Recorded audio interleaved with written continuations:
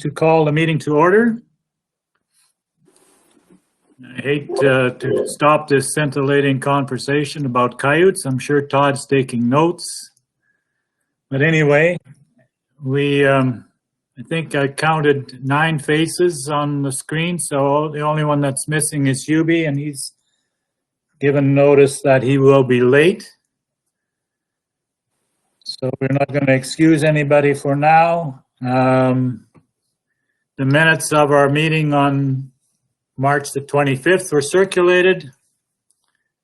Are there any errors or omissions, and how do you wish to handle it?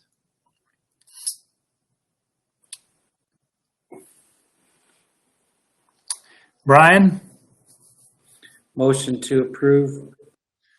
Brian moves motion to approve as circulated. Is there any discussion?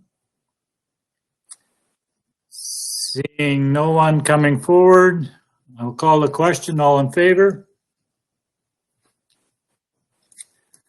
Those minutes are passed. Are there any post-agenda items? Seeing none, could we have an adoption of the agenda, please? Call on Lionel for the motion. All in favor?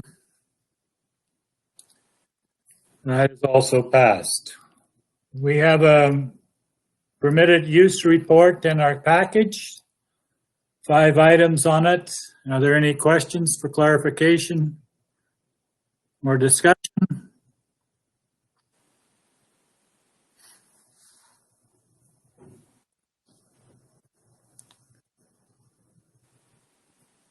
Seeing none, we will accept it as information and move on to the first development permit.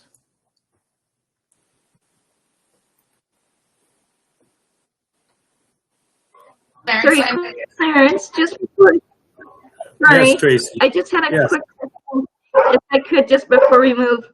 On that permitted use report, it has SF in front of it, SF. What does that mean for sure?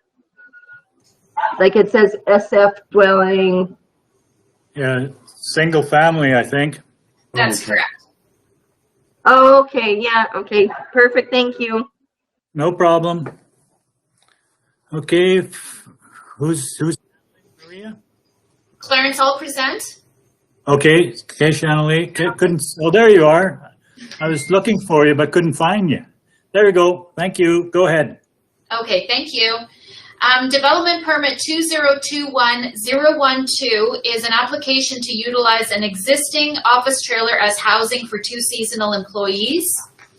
There are no variances requested on this application. The parcel of land contains a total of 156 acres. The parcel has split zoning with the portion of land requesting the development is in the southeast 10 acres, and it's zoned rural business. The remainder of the parcel is zoned agricultural. Plus there is the subdivided portion on the bottom corner also. There is an air photo in your package showing the split zoning. The use of the office trailer was changed to be a temporary dwelling.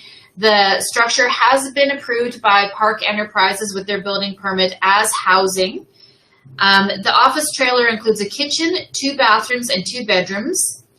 The applicant will require an inspection from Alberta Health Services also for migrant farm worker housing. The structure will house employees from March to October annually. There was no issues or concerns from staff. There was 1 letter from the adjacent landowner, which is included in your package. We are recommending approval with conditions. Are there any questions? Brian, and then Kelly. Well, my question is primarily on the zoning, the split zoning. So it's zoned rural business. Does that rural business accommodate, does it include the housing component that they're asking for? The housing component that they're asking for is a work camp. It's just for their employees, and there is a work camp allowed in rural in this zoning, rural business. Okay, Kelly?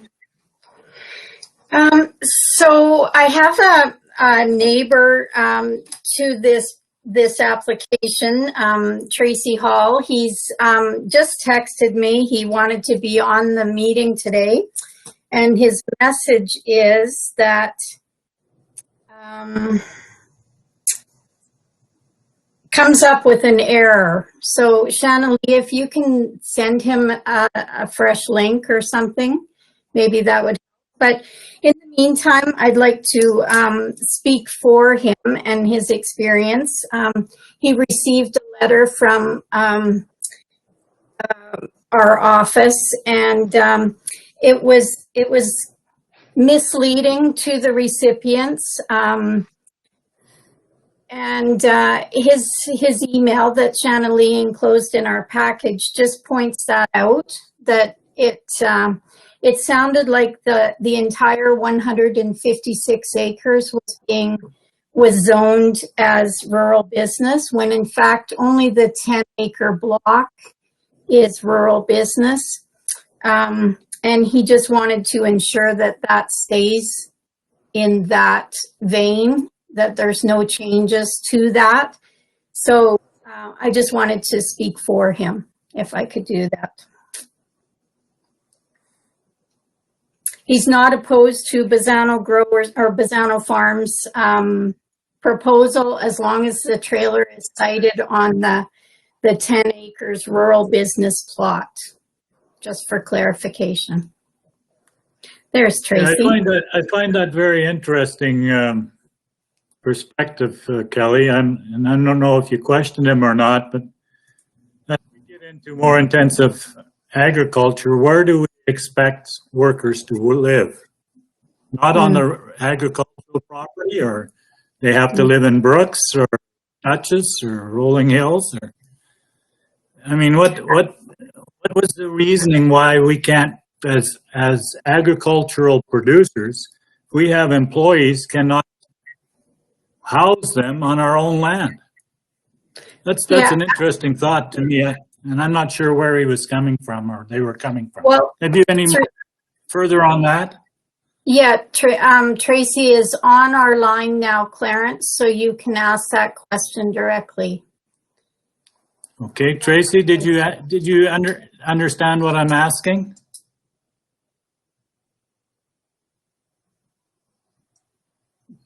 Maybe they're not. There we go. I got your question. Thanks, Rod. I'm not opposed to having the workers there and having a camp. That's not the question in mind, if you read the letter correctly. The opposing in part I do have is making sure the county has designated the right parcel for the right purpose.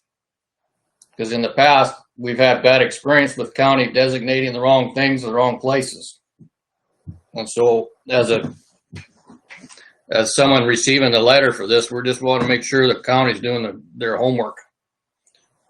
So we're supporting CAS and having a camp there and agriculture dwellings in that place. And I agree with you, Clarence. We want to see the same thing. So, yeah, I was just wondering what the problem was, because we've had employees all the time, well, years gone by, living on agricultural parcels, and I mean that's what you need. And yeah.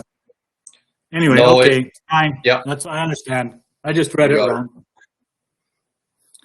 Okay, anything further? Yes, Ellen? I'd like to make a motion to approve. Thank you, Ellen. Any further discussion? Ellen has moved as recommended. All in favor? Thank you. That is passed. Going on to the second one, Shanley. Thank you. Development permit 2021019 is for a home occupation. It's to establish a personal service, specifically body sugaring. The business will operate with one resident employee. The operation will start with 1 day a week from 8 a.m. to 8 p.m. with approximately 6 clients per day, and she's hoping to grow to 3 to 5 days a week with 6 clients per day. The business will operate from the primary dwelling. The applicant has been certified in body sugar hair removal since 2007, and they will require an inspection and approval from Alberta Health Services. There was no issues or concerns from staff. There was no responses from adjacent landowners, and we're recommending approval with conditions. Okay, thank you. Are there any questions?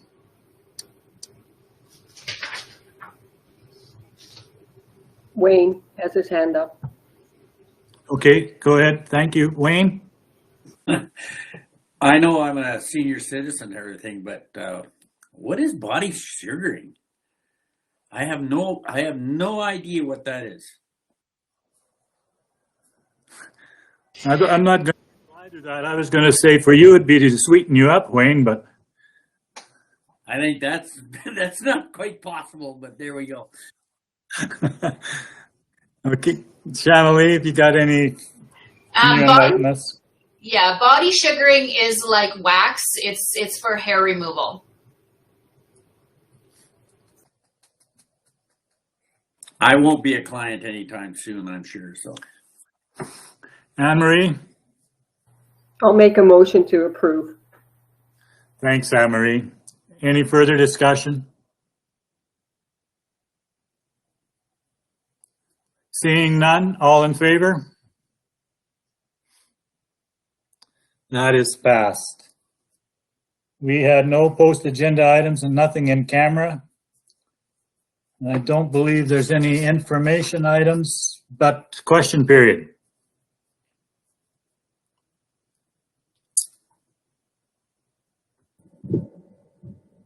Nothing further from MPC, then I will adjourn the meeting. Thanks, everyone.